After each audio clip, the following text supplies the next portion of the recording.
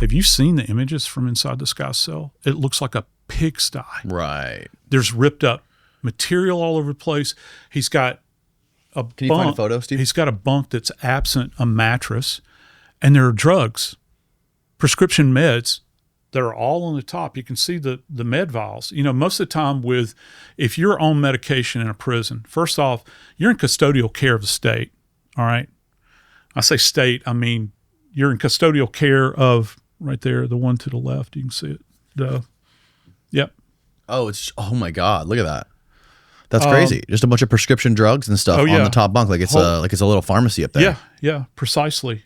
And so there would be like a nurse that would come by and they'd give you the little white paper containers that contain your meds. They keep control over your meds. Mm-hmm. They watch you take your medication. You wash them down. This guy's got, and I have yet to be able to determine what all of that stuff is, but there is a slew of it that's up there. The floor is littered with these ripped up bits of cloth. What's that photo on the top left, Steve? It has 3 photos. Yeah. Zoom in on that one on the left. What the fuck?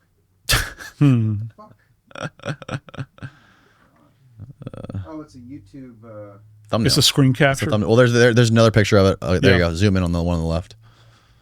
Wow, look at that. Yeah. It's a mess. Do you notice what's down the right-hand corner there, Danny? Is it like a boom box?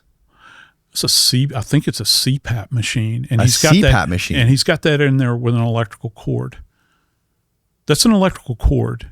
I've had multiple homicides over the course of my career that have been committed with utilizing some type of cord that comes off of a device or like a drop cord, like an extension cord.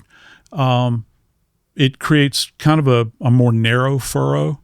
They're abrasive when you apply them to the skin. How does this guy even have access to all this stuff? And I understand if he's got sleep apnea, he has to be on a CPAP machine. Okay, that's cool. But that should be integrated into the investigation. Was that thing collected? Did they run down the length of this cord just to look for DNA? And yeah, by virtue of the fact that it's in his space, his DNA is going to be on it. But what areas of that cord is his DNA in? Okay. It's not just saying, well, yeah, his DNA was in it. That's intellectually lazy. Yeah. So were there particular areas where it was concentrated along the cord, right. that sort of thing, just looking at this. And look, again, I've got folks I teach with that are correction specialists, that teach corrections. I've actually talked to them about this. And one of the things that you want in an environment, in a corrections environment, is you want order. Because if you have chaos in that environment, that chaos spills over to other inmates and, the staff and everything else. Who's watching over this guy? Because this thing is squalid. I mean, it's absolutely positively squalid. He has no order in this environment whatsoever. And he's just come off of suicide watch. How does he have access to this stuff? And if he's got these problems, it was like a day before, I think, that he was taken off suicide watch. Precisely. And there was some other, it has been alluded to that there was some kind of, Donnybrook with somebody else at some point in time that I've heard people talk about. Well,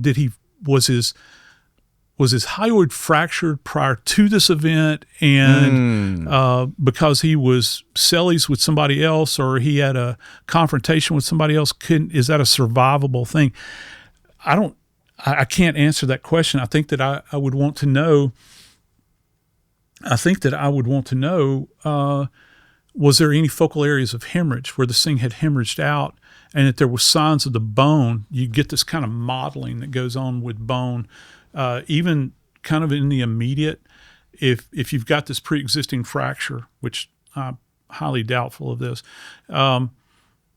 where the bone is trying to heal itself, and you can see evidence of that. So how fresh was this? Did it happen as a result of this? Does he have, and again, this stray mark that's on, back here at the base of his neck is an odd finding as well. There's a lot here that doesn't marry up. timing is a big element here, a lack of accountability. And, if we were in my field, if we were working this case, we would want to be very, very exacting about who saw him, what was his affect like at that point in time. Was it down, up? Was it flat? How was he behaving? Had he requested any kind of special treatment?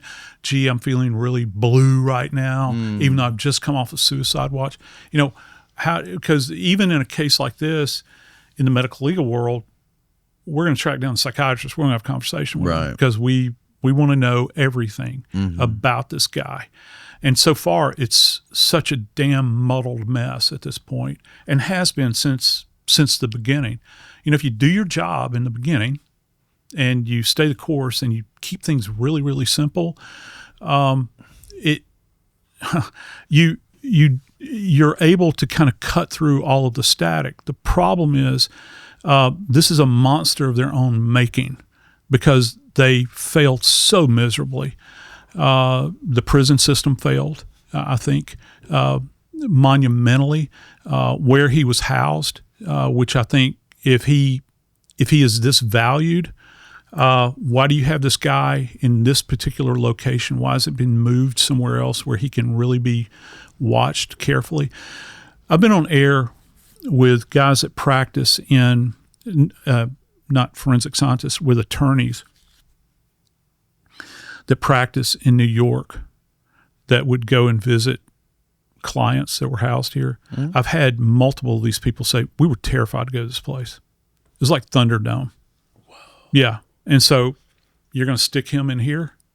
Okay, well, it's your business, but it just, I don't know. It doesn't add up to me. And the other thing that's very odd is that I believe Bill Barr officially labeled this thing a suicide before the forensic analysis was even done. He did.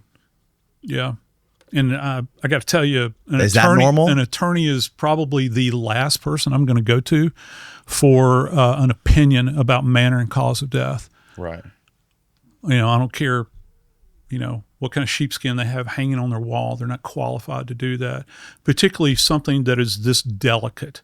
Now, I think that he even stated that he had watched the video. You're talking about the one with the orange blob? Mm-hmm. Or the minute that is allegedly missing, right. or all. You're talking about that video, right? Because it was implied that, you kind of saw what happened. Well, that's an empirical impossibility. You cannot see what happened right. in there unless there's some other kind of videography that they right. have access that we don't have access to. Right.